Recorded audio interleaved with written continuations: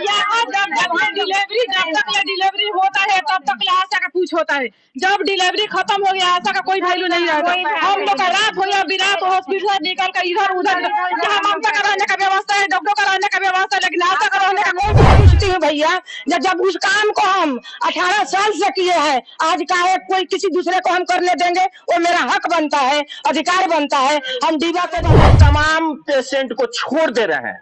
हालांकि वे कैसे गरीब प्राइवेट हॉस्पिटलों का सहारा लेते होंगे, ये सबसे बड़ी बिहार की जहां स्वास्थ्य व्यवस्था अगर देखा जाए तो पिछले कुछ सालों में जिस तरह से लचर स्थिति से गुजर रहा था, हालांकि अगर जैसे जैसे देखा जाए आशा कार्यकर्ता की संख्याएं बढ़ती गई तो बिहार की कुछ स्वास्थ्य व्यवस्था सुदृढ़ होता हुआ नजर आया। हालांकि आज आशा कार्यकर्ता जितने भी हैं, आज ये वर्क के हिसाब से अगर कह लिया जाए, काम के हिसाब से अगर कह लिया जाए तो इनको मानदेय नहीं दिया जाता है। और उसी मानदेय को लेकर के यहाँ पे तमाम आशा कार्यकर्ता ने घेराव कर रखा है। हालांकि आप देख सकते हैं हॉस्पिटल का दरवाजा लगभग सारा का सारा जाम कर दिया गया है और यहाँ का जो विधि व्यवस्था कहा जाए, इलाजरत कार्य जो कहा जाए, अभी पूर्णतः रूप से ठप है। हालांकि हम अभी गोपालगंज के अंतर्गत सिधवलिया CSC सामुदायिक केंद्र में मौजूद है। हालांकि क्या कुछ बातें हैं, तमाम कुछ बातें जानने का हम प्रयास करेंगे। सबसे पहले आप लोग का मेरे चैनल में स्वागत है एम मीडिया बिहार में।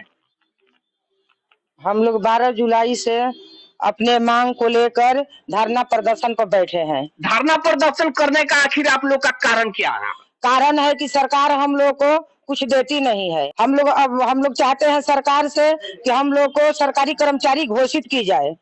और इसके पहले जो आप लोग कार्य करते थे, उस कार्य के बदले में आपको मानदेय जो राशि दी जाती थी, क्या वो राशि से खुश हैं आप लोग? नहीं, हम लोग उस राशि से खुश नहीं है भैया। हम लोग को 1000 रुपया मिलता है, उसमें भी 5 काम जोड़ दिया गया है। अगर आज के महंगाई भत्ता को देखते हुए सरकार को न्यूनतम मजदूरी देना चाहिए। और आज के डेट में हम खुद अब एक सिलेंडर भरवा रहे हैं 1230 रुपया में और 40 रुपया में, तो हम 1000 से कैसे संतुष्ट होंगे? हमारे बाल बच्चा है कि नहीं है? अच्छा ये बताइए, जो आप लोग कार्य करते हैं तो 24 आवर के बीच में जब भी इमरजेंसी सेवा देना होता है आप लोग पहुंचते हैं? नहीं, हाँ, हम लोग का कोई टाइम टेबल फिक्स नहीं है भैया। हम लोग सेवा देते हैं, आंधी हो या तूफान हो, रात हो या बिना 24 घंटा हम लोग का ड्यूटी का कोई टाइम ही नहीं है, कोई समय नहीं है।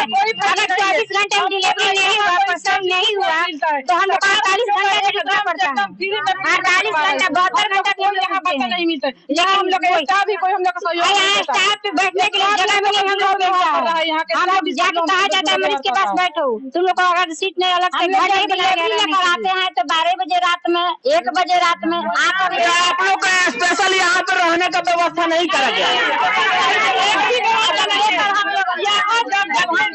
जब तक ये डिलीवरी होता है तब तक आशा का कुछ होता है। जब डिलीवरी खत्म हो गया आशा का कोई वैल्यू नहीं रहता। हम लोग का रात हो या बिरात हॉस्पिटल से निकल कर इधर उधर जहाँ ममता का रहने का व्यवस्था है, डॉक्टर का रहने का व्यवस्था है, लेकिन आशा का रहने का कोई व्यवस्था नहीं है यहाँ। चलिए, तमाम बातें बहुत बड़ी एक खबर उभर करके सामने आ रही है इस हॉस्पिटल से, जो कि तमाम हॉस्पिटलों की अगर बात कर ले तो वहां पे आशा कार्यकर्ता जो कि नाइट में डिलीवरी पेशेंट को जब पहुंचाती है यहाँ पे और आती है उस पेशेंट के साथ साथ, तो उनके रहने का व्यवस्था करा जाता है। हालांकि प्रभार संभाले डॉक्टर साहब क्या कुछ यहाँ पे कर रहे हैं, ये सबसे बड़ा सवाल बनता है उनके ऊपर। और सवाल ये निशान खड़ा होता है ये पूरे CSC स्टाफ के ऊपर कि आखिर आशा कार्यकर्ता के ऊपर ऐसा व्यवहार क्यों करा जा रहा है कि इनको रात्रि के समय जब डिलीवरी पेशेंट को यहाँ पे लाते हैं तो उनके रहने का कोई व्यवस्था नहीं है। हालांकि हर एक हॉस्पिटल की अगर बात कर ले तो उनके रहने का व्यवस्था नाइट में दिया जाता है और तमाम कुछ बातें हैं, क्या कुछ जानने का हम प्रयास करेंगे। अच्छा, आप लोग का जो तमाम स्टाफ कर्मचारी यहाँ पे उनके द्वारा आपके तरफ से क्या कुछ कहा जाता है? कुछ हम लोग को सहयोग नहीं मिला है, कुछ सहयोग हम लोग को नहीं मिला। बहुत लाना चाहिए भैया।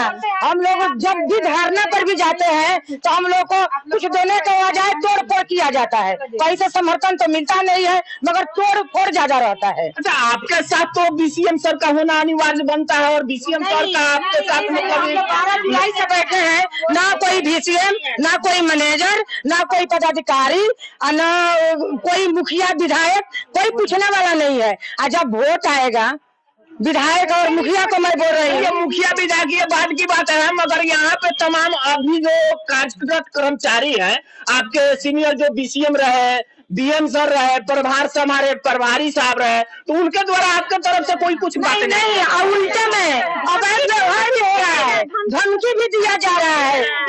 किनके द्वारा धमकी दिया जा रहा है? हमारे स्वास्थ्य प्रभारी चिकित्सक के द्वारा, प्रभारी चिकित्सक के द्वारा क्या कुछ कहा जा रहा है? धमकी पर धमकी की, अगर आप लोग नहीं तोड़ेगी हड़ताल को तो चैन मुक्त कर दिया जाएगा, दूसरे से काम करा लिया जाएगा, दूसरे से सर्वे करा लिया जाएगा, दूसरे से टीकाकरण करा लिया जाएगा। ये प्रभार से हमारे प्रभारी महोदय कर रहे हैं। मैं पूछती हूँ सरकार से, जब आशा कार्यकर्ता से काम ही नहीं कराना था और जब कुछ देना ही नहीं था, तो हम लोग का बहाली क्या किया गया? यहाँ पे हम बताते चले, आशा कार्यकर्ता के अंदर ये एक डर पैदा किया जा रहा है कि अगर आप मेरे कहे अनुसार कार्य नहीं करेंगे तो आपको कार्य भी मुक्त कर दिया जाएगा। हालांकि ये पावर उनके हाथों में है, मगर उस पावर का गलत इस्तेमाल करते हुए इनके ऊपर ये धमकी दिया जा रहा है, डराया जा रहा है, ताकि ये आप अपनी जो मांगे हैं ये हड़ताल खत्म करे, और डराने का प्रयास करते हुए इनको ये बातें बतलाया जा रहा है। यही सब कल की बात है कि जनप्रतिनिधि लोग आए थे BCG नहीं पढ़ने का कारण। मैं पूछती हूँ भैया, जब उस काम को हम 18 साल से किए हैं, आज काहे कोई किसी दूसरे को हम करने देंगे? वो मेरा हक बनता है, अधिकार बनता है। हम डीवा को बाधित किए हैं, हम नहीं निकलने दे रहे हैं, उसका टाइम फिक्स है, जब 7 से 7:30 में निकलता है। अच्छा चलिए, सबसे बड़ी एक सवाल हम लेना चाहेंगे आप लोग से, जो अभी नाइट के वक्त में या फिर डे में कोई इमरजेंसी सेवा के लिए आप लोग के पास फोन आता होगा, तो क्या वो उस पेशेंट को आप लोग ला रही है या फिर नहीं ला रही है? नहीं, हम लोग नहीं ला रहे हैं। काहे लाएंगे?